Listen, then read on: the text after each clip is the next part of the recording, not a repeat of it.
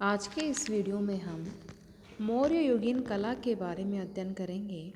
भारतीय कला के इतिहास में मौर्य युग का विशेष स्थान है। सेंधव सभ्यता के उदय के लगभग 250 वर्ष पश्चात मौर्य युग में फिर से बलुआ पत्थर के प्रयोग से कलाकृतियों का निर्माण किया गया। पत्थर द्वारा कला स्मारकों के निर्माण में सुदीर्घ अनुभव की आवश्यकता होती है। कला का विकास क्रमशः होता है, लेकिन मौर्य युग में एकाएक उन्नत कलाकृतियों का दर्शन हमें मिलता है और मौर्य साम्राज्य के पतन के साथ साथ मौर्यकालीन कला भी समाप्त हो जाती है। चंद्रगुप्त ऐतिहासिक युग का पहला राजा था जिसने प्राचीन चक्रवर्ती सम्राट की अवधारणा को चरितार्थ किया। उसके प्रयास से पहली बार मौर्य युग में एक केंद्रीय शासन की स्थापना हुई, जिसके अंतर्गत सम्राट पाटलिपुत्र से अपने कुमारों के माध्यम से संपूर्ण देश में सीधे शासन करता था। चंद्रगुप्त मौर्य के समय में पहली बार कला स्मारकों के निर्माण में लकड़ी के स्थान पर पत्थर का प्रयोग किया गया। लकड़ी की तुलना में पत्थर बहुत कठोर माध्यम है। इसकी कलाकृति बनाने में बहुत अधिक श्रम और समय अपेक्षित था। संभवतः इसलिए मौर्य सम्राटों ने भवन और स्तंभों के निर्माण में ईरानी शिल्पियों का सहयोग लिया था। चंद्रगुप्त मौर्य के पश्चात अशोक ने शिलाओं और पत्थर स्तंभों पर उत्कीर्ण अभिलेख कराए। उसके द्वारा अशोक ने पत्थर के एकाश्म स्तंभ निर्माण की परंपरा को आगे बढ़ाया। एकाश मतलब एक ही पत्थर से स्तंभ निर्मित किया जाना। इस युग में बलुआ पत्थर की मूर्तियों पर चमक उत्पन्न करना मौर्य कलाकारों की निजी विशेषता थी। चमक इस युग की कलाकृतियों की पहचान बन गई। शासकों द्वारा नियंत्रित मौर्य युग की कला को दरबारी कला कहा गया है। मौर्य कला का अधिकांश कला स्मारक अशोक के युग में निर्मित हुए थे। साहित्यिक अनुश्रुतियाँ अशोक को एक महान निर्माता कहा गया है। उसने अनेक नगर बसाए, स्तूपों और विहारों का निर्माण करवाया तथा कलात्मक मूर्तियाँ बनवाई। मौर्य युग के निम्न कला अवशेष हम मिले हैं हमें। बुद्ध अवशेषों पर निर्मित स्तूप, चंद्रगुप्त मौर्य का राजप्रसाद, बराबर की गुहाओं में उत्कीर्ण दरिग्रह हैं, पशु मूर्तियों से युक्त एक पत्थर के स्तंभ, यक्ष और यक्षियों की मूर्तियाँ। सबसे पहले हम बुद्ध अवशेषों पर निर्मित स्तूप के बारे में अध्ययन करेंगे। महापरिनिब्बाण सूत्र के अनुसार भगवान बुद्ध ने देह त्यागने के पूर्व चक्रवर्ती राजाओं की परंपराओं में अपनी अस्थि अवशेषों पर स्तूप बनाने की अनुमति प्रदान की थी। बौद्ध साहित्य में उल्लिखित किंवदंतियों के अनुसार बुद्ध के अस्थि अवशेषों को 8 भागों में विभाजित करके उन्हें अजातशत्रु, शाक्यों, बुलियों, कोलियों, पावा के मल, वैशाली के लिच्छवियों, कुशिनारा और मल्लों तथा वेदपीठ के ब्राह्मणों को दे दिया गया। पीपलीवन के मौर्य अस्थि अवशेषों के वितरण के बाद पहुंचे थे, इसलिए उन्हें चिता की भस्म प्राप्त हुई। इन सभी लोगों ने अपने अपने भाग के बुद्ध अवशेषों पर पृथक पृथक स्तूप बनवाए, किंतु वर्तमान में इनमें से एक भी स्तूप शेष नहीं है। मौर्यों द्वारा निर्मित स्तूप को फाहियान ने कुशीनगर में देखा था, जिसे वह कोयला स्तूप कहता है। बुद्ध चरित्र में भी भस्म स्मृत की स्थिति पीपलीवन के स्थान पर मल्लों के कुशीनगर में ही बताई गई है। इन सभी स्तूपों में सबसे प्राचीन अवशेष पिपरवा स्तूप है जिसे शाक्यों ने बनवाया था। प्राचीन स्तूपों के न मिलने का कारण यह बताया जाता है कि अशोक ने प्राचीन 7 स्तूपों को खुदवाकर उनके अस्थि अवशेष निकाल लिए थे। सुमंगल विलासनी की कथा के अनुसार अशोक के बहुत पहले एक कार्य अजातशत्रु ने किया था। उसने सुरक्षा की दृष्टि से 8 स्तूपों से भगवान बुद्ध के अस्थि अवशेष निकालकर पृथ्वी के नीचे एक कक्ष बनाकर उसमें रखवा दिया था। अशोक ने अजातशत्रु द्वारा एकत्र किए गए अस्थि अवशेषों में पुनः 84,000 स्तूपों का निर्माण करवाया था। स्पष्ट यह अतिशयोक्ति है, फिर भी अशोक ने कुछ स्तूपों का निर्माण अवश्य करवाया था। स्वानचांग ने कपिशा, जलालाबाद, तक्षशिला, सिंहपुर, उड़ीसा, थानेश्वर, शुग्न, गोविसन, ऐचत्रदा, पिलोसन, कन्नौज, समतट, कर्ण, सुवर्ण, पुंड्रवर्धन आदि में अशोक के बनाए स्तूप देखे थे। ताम्रलिप्ति में भी अशोक ने एक स्तूप बनवाया था।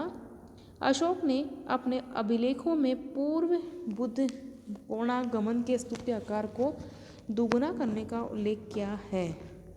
अशोक द्वारा निर्मित स्तूप उपलब्ध नहीं है, केवल सांची के महास्तूप को अशोक के समय में निर्मित किया गया माना जाता है। चंद्रगुप्त मौर्य का राजप्रसाद। चंद्रगुप्त मौर्य के समय में पाटलिपुत्र में लकड़ी और पत्थर के प्रयोग से एक विशाल राजप्रसाद का निर्माण किया गया था। मैगसनिस ने अपनी इंडिका में इस राजप्रसाद का विस्तृत विवरण दिया है।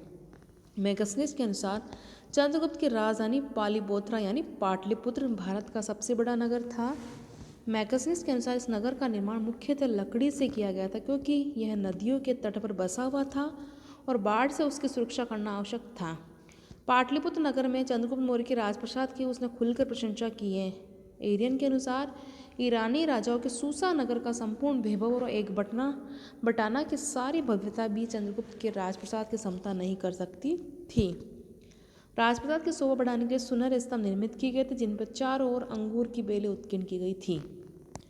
चंद्रगुप्त के राजप्रसाद के अवशेष बुंदली बाग पटना से प्राप्त हुए हैं। पाटलिपुत्र नगर के स्थान पर लकड़ी की प्राचीर के अवशेष मिले हैं। इसी के साथ चंद्रगुप्त की राज्यसभा के अवशेष भी प्राप्त हुए हैं। ये सभा कक्ष लकड़ी और पत्थर से के समन्वय से निर्मित हुआ था। इसका मुख्य कक्ष 80 स्तंभों पर आधारित था। मंडप के मुख्य भाग में 10-10 स्तंभों की 8 पंक्तियां मिली हैं। इसके पूर्वी भाग में 2 स्तंभ मिले हैं जिसके बीच में सम्राट का सिंहासन लगाया जाता था। पत्थर के स्तंभ टूटकर बिखर गए हैं। इन स्तंभों के आधार लकड़ी के बने हुए थे। यह प्रासाद पतंजलि द्वारा वर्णित राजप्रसाद और महाभारत में वर्णित युधिष्ठिर के सभा के जैसा रहा होगा। बराबर की गुफाओं में उत्कीर्ण दरीगृह। अशोक और उसके पौत्र दशरथ ने स्थापत्य के क्षेत्र में नई परंपरा को जन्म दिया।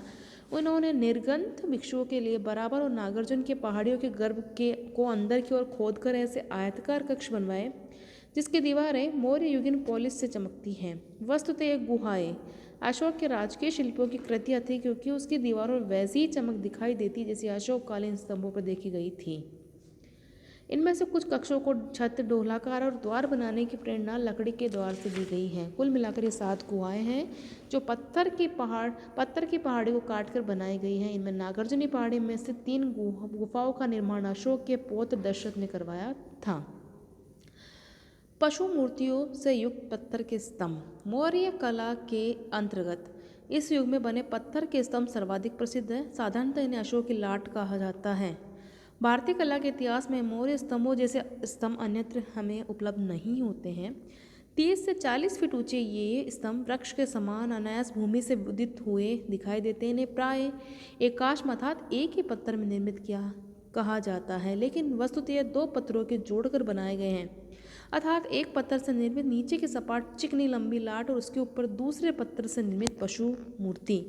इन दोनों खंडों को मिलाकर एक स्तंभ बनाया जाता था। मौर्य युग में बहुत बड़ी संख्या में इन स्तंभों का निर्माण किया गया था। बिहार में चुनार की खदानों के पास एक बहुत बड़े केंद्र में इनका निर्माण किया जाता था। कुछ संगतराश पत्थर के एक बहुत बड़े खंड को काटकर पेड़ के तने के समान 35 से 50 फीट लंबे ऐसे स्तंभ का निर्माण करते थे जो नीचे से मोटा और ऊपर से पतला होता था। कारीगरों का दूसरा वर्ग पत्थर के दूसरे खंड में स्तंभ के ऊपर रखी जाने वाली पशु मूर्ति का निर्माण करता था। चंद्रगुप्त मौर्य के समय से लेकर अशोक के समय तक चुनार में इन स्तंभों का निर्माण किया जाता रहा। मौर्य सम्राटों के निर्देश में इन्हें पूरे देश में अलग अलग स्थानों पर स्थापित किया गया, लेकिन वर्तमान में केवल 2 स्तंभ ही अपनी पूर्ण अवस्था में विद्यमान है। शेष में ऊपर की मूर्तियाँ गिर गई है या बीच की लाट टूटकर गिर गई है, जिसके केवल 1 या 2 भाग ही उत्खनन में प्राप्त हुए हैं। वर्तमान में बसरा बखीरा और लोरिया नंदनगढ़ के दोनों स्तंभ मूल रूप में देखे जा सकते हैं। शेष स्थानों पर में से इनके खंडित अवशेष या पशु मूर्तियाँ प्राप्त हुई, जिनके आधार पर कहा जा सकता है कि मौर्य स्तंभ बसरा बखीरा संकाश्य लोरिया नंदनगढ़ रामपुर व ऐरण सारनाथ सांची कौशाम्बी जैसे स्थानों पर विद्यमान थे। मौर्य सम्राटों ने इन स्तंभों के निर्माण में विशेष रुचि प्रकट की थी, इसलिए यह विश्वास किया जाता है कि उस समय देश में अनेक स्थानों पर ये स्तंभ स्थापित थे, लेकिन समय के साथ साथ इनमें अधिकांश नष्ट हो गए। ये स्तंभ देखने में एक जैसे प्रतीत होते हैं, लेकिन इनके ऊपर की पशु मूर्ति एवं सौष्ठव संतुलन के प्रत्यक्ष से बनाई जाती थी। इनका संयोजन इस प्रकार से किया गया है कि घंटे की आकृति के बड़े कमल पर चौकी के ऊपर पशु मूर्ति को इस प्रकार बैठाया गया कि वह देखने में बहुत जीवंत और प्रभावशाली दिखाई देती है। कला की दृष्टि से मौर्यकालीन स्तंभ जो शीर्षों में हल्के गुलाबी रंग के बलुआ पत्थर से निर्मित सारनाथ से प्राप्त सिंह शीर्ष जिस पर 4 सिंह पीठ से पीठ सटाए बैठे हुए सर्वोत्तम है।